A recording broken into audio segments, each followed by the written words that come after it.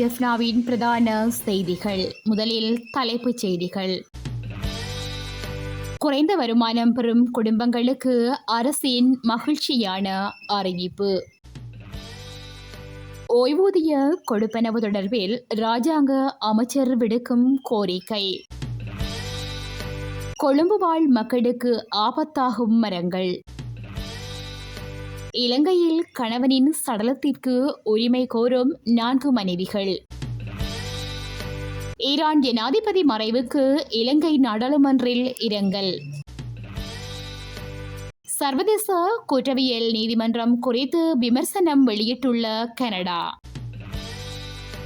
இலங்கையில் குறைந்த வருமானம் பெறும் 50,000 குடும்பங்களுக்கு காணி உறுதிப்பத்திரம் வழங்க அமைச்சரவை ஒப்புதல் அளித்துள்ளதாக தகவல் வெளியாகியுள்ளது. நகர அபிவிருத்தி மற்றும் வீடமைப்பு அமைச்சர் பிரசன்ன ரணதுங்க சமர்ப்பித்த அமைச்சரவை பத்திரத்தின் பிரகாரமே அமைச்சரவை இதனை தீர்மானித்துள்ளது. உறுதிப்பத்திரம் வழங்கும் திட்டத்தின் கீழ் வீடுகளின் முழு உரிமையை மாற்றும் போது அசல் பயனாளி இறந்திருந்தால் தற்போது அந்த வீட்டில் வசிக்கும் அவரது வாரிசுகளுக்கு உரிமை பத்திரம் வழங்கப்படவுள்ளது. இதேவேளை வீட்டுரிமையாளர்களுக்கு நோட்டரி கட்டணம், முத்திரைகள் மற்றும் உரிமை பத்திரங்களை வழங்கும் போது ஏற்படும் பிற வரிகளிலிருந்து விலக்களிக்கவும் அமைச்சரவை ஒப்புதல் அளித்துள்ளதோடு அதற்கான நோட்டரி கட்டணம், முத்திரைகள் மற்றும் பிற வரிகள் திரைசேரியால் ஏற்கப்பட வேண்டும் எனவும் குறிப்பிட்டுள்ளது.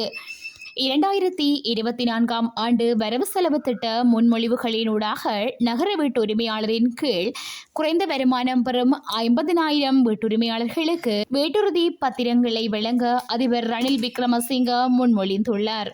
இத்தொடர்பில் அமைச்சர் பிரசன்ன ரணதுங்க கடந்த ஜனவரி 4 அமைச்சரவை பத்திரத்தை சமர்ப்பித்திருந்த நிலையில் சட்டமா அதிபர் தனது அவதானிப்புகளை முன்வைத்து உறுதிப்பத்திரங்கள் வழங்கும் போது அந்த வீடுகளில் வசிக்கும் ஒரு தரப்பினருக்கு பாதகம் ஏற்படலாம் என தெரிவித்துள்ளார். இந்த வீடுகளில் வசிப்பவர்கள் சிலர் ஏற்கனவே டிசம்பர் 31 முதல் நிலுவைத் தொகையை செலுத்தியுள்ளனர். எனினும் சிலர் செலுத்தாத காரணத்தினால் உரிய நேரத்தில் உரிய வாடகையை முழுமையாக செலுத்தியவர்களுக்கு இந்த பாதகம் ஏற்படக்கூடும் என சட்டமா அதிபர் தனது அவதானிப்புகள் மூலம் சுட்டிக்காட்டியுள்ளார். நாட்டிலுள்ள அரசு மற்றும் தனியார் துறையினர் மட்டுமன்றி அனைத்து சுயதொழில் செய்பவர்களுக்கும் ஓய்வூதியம் வழங்கப்பட வேண்டும் என இராஜாங்க அமைச்சர் அனுபா பஸ்குவல் தெரிவித்துள்ளார். ஜனாதிபதி ஊடக மையத்தில் நேற்றைய தினம் இடம்பெற்ற ஊடகவியலாளர் சந்திப்பிலேயே அவர் இதனை குறிப்பிட்டார். அவர் மேலும் கூறுகையில், இராஜாங்க அமைச்சர் சமூக வலுவூட்டலுக்காக கல்வி முறையில் மாற்றம் வேண்டும். அதன்படி கல்வி பொதுத்தராதர சாதாரணதர பரீட்சையில் கணிதம், மதம், மொழி போன்ற பாடங்களில் சித்தி பெறாமை பரீட்சையில் சித்தி பெறாததாக கருதக்கூடாது. எனவே காப்போதா சாதாரணதர பரீட்சையின் பாடத்திட்டத்தில் திறன் விருத்தி மற்றும் தொழிற்கல்வி பாடத்தை உள்ளடக்குவதற்கு அரசாங்கம் தீர்மானித்துள்ளது. அதன்படி இத்தீர்மானத்தை அடுத்த ஆண்டிலிருந்து நடைமுறைப்படுத்த கல்வி அமைச்சு முடிவெடுத்துள்ளது. அதற்கிணங்க எதிர்காலத்தில் ஒரு முழுமையான நிபுணத்துவம் மிக்கவர்களை உருவாக்குவதற்கு தேவையான கல்வி சீர்திருத்தங்கள் மேற்கொள்ளப்படும். மேலும் சமூகத்தை வலுப்படுத்த நிலம் ஒரு முக்கிய காரணியாகும். எனவே பயிற்சிக்கேற்ற ஆனால் இதுவரை பயிரிடப்படாத நிலத்தை பயன்படுத்தும் வகையில் புதிய சட்டங்களை கொண்டுவர முயற்சிகள் மேற்கொள்ளப்பட்டு வருகின்றன. கொழும்பு நகர எல்லையில் கடந்த 2 நாட்களில் சுமார் 20 மரங்கள் முறிந்து விழுந்துள்ளதாக பொதுமக்களுக்கு எச்சரிக்கை விடுக்கப்பட்டுள்ளது. முறிந்து விழுந்த மரங்களில் அபாயகரமானதாக இனங்காணப்பட்ட மரங்களும் காணப்படுவதாக தெரிவிக்கப்படுகிறது. குறித்த தகவலை கொழும்பு மாநகர சபை தெரிவித்துள்ளது.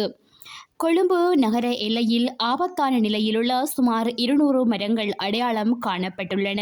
அதன்படி இதுவரையில் சுமார் 100 மரங்கள் அகற்றப்பட்டுள்ளதாக தெரிவிக்கப்படுகிறது. கடந்த சில நாட்களாக பெய்து வரும் கனமழை மற்றும் காற்று காரணமாக மரங்கள் விழுவது அதிகரித்துள்ளது. இதேவேளை கொழும்பு பொருளை தேவி பாலிகா வித்தியாலயத்திற்கு அருகில் நேற்றைய தினம் பாரிய மரம் ஒன்று சரிந்து விழுந்தமை குறிப்பிடத்தக்கது. குளி குளியாப்பிட்டிய மருத்துவ பீடத்திற்கு அருகில் 2 சைக்கிள்கள் மோதிய விபத்தில் ஒருவர் உயிரிழந்துள்ளார். உயிரிழந்த நபரின் சடலத்தை ஏற்றுக்கொள்ள 4 மனைவிகள் முன்வந்துள்ளதாக குளியாப்பிட்டிய வைத்தியசாலை தகவல்கள் தெரிவிக்கின்றன. நேற்று முன்தினம் மாலை இந்த விபத்து இடம்பெற்றுள்ளதுடன் பொலனறுவை உட்பட பல பிரதேசங்களில் வசிக்கும் பிரேமரத்ன அதிகாரி என்ற 59 வயதுடைய நபரே உயிரிழந்துள்ளார். குளியாப்பிட்டிய போதனா வைத்தியசாலையில் அனுமதிக்கப்பட்ட போது அவர் உயிரிழந்துள்ளதாகவும் 4 மனைவிகள் சடலத்திற்கு உரிமை கோரியுள்ளதாகவும் வைத்தியசாலை வட்டாரங்கள் தெரிவிக்கின்றன. ஆனால் சட்டப்படி திருமணம் செய்து கொண்ட மனைவியிடம் சடலத்தை ஒப்படைக்க நடவடிக்கை எடுக்கப்படும் என போலீசார் தெரிவித்துள்ளனர். சைக்கிளில் பயணித்த இருவரும் குருநாகல் நோக்கி சென்ற காரை பின்தொடர்ந்து துரத்த முற்பட்ட போதே இந்த விபத்து நேர்ந்துள்ளதாக போலீசார் தெரிவித்தனர்.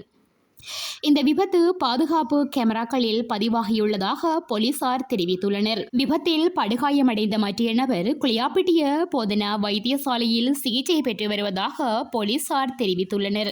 இது தொடர்பான மேலதிக விசாரணைகளை குளியாப்பிட்டிய போலீசார் முன்னெடுத்து வருகின்றனர். ஹெலிகாப்டர் விபத்தில் உயிரிழந்த ஈரான் ஜனாதிபதி இப்ராஹிம் ரைஸிக்கு இலங்கை நாடாளுமன்றத்தில் இரங்கல் தெரிவிக்கப்பட்டுள்ளது. சபாநாயகர் மஹிந்த ஜாபா அபேவர்த்தன தலைமையில் இன்றைய தினம் நாடாளுமன்ற நடவடிக்கைகள் ஆரம்பிக்கப்பட்டது. நடவடிக்கைகளின் ஆரம்பத்தில் எதிர்க்கட்சித் தலைவர் சஜித் பிரேமதாச மறைந்த ஈரான் ஜனாதிபதி இப்ராஹிம் ரைசி மற்றும் பலர் சார்பாக தனது இரங்கலை தெரிவித்தார். இவர்கள் அனைவருக்கும் இஸ்லாத்தின்படி சொர்க்கவாசல் திறக்கப்பட வேண்டும் என எதிர்க்கட்சித் தலைவர் தெரிவித்துள்ளார். பின்னர் ஆளும் கட்சியின் பிரதம அமைப்பாளர் அமைச்சர் பிரசன்ன ரணதுங்கவின் வேண்டுகோளுக்கிணங்க அமைச்சர்கள் உட்பட அனைவரும் மறைந்த ஈரான் ஜனாதிபதி உள்ளிட்டோரை நினைவு கூர்ந்து 1 நிமிடம் மௌன அஞ்சலி செலுத்தியிருந்தனர். சர்வதேச குற்றவியல் நீதிமன்றத்தின் நடவடிக்கை குறித்து கனேடிய பிரதமர் ஜஸ்டின் ட்ரூடோ விமர்சனம் செய்துள்ளார். இஸ்ரேல் மற்றும் ஹமாஸிற்கு எதிராக தண்டனை விதிப்பதன் மூலம் பிரச்சினைகளுக்கு தீர்வு காண முடியாது என அவர் சுட்டிக்காட்டியுள்ளார். இஸ்ரேல் மற்றும் ஹமாஸ் தலைவர்களுக்கு எதிராக அண்மையில் சர்வதேச குற்றவியல் நீதிமன்றம் பிடிவிராந்து உத்தரவு பிறப்பித்திருந்தது.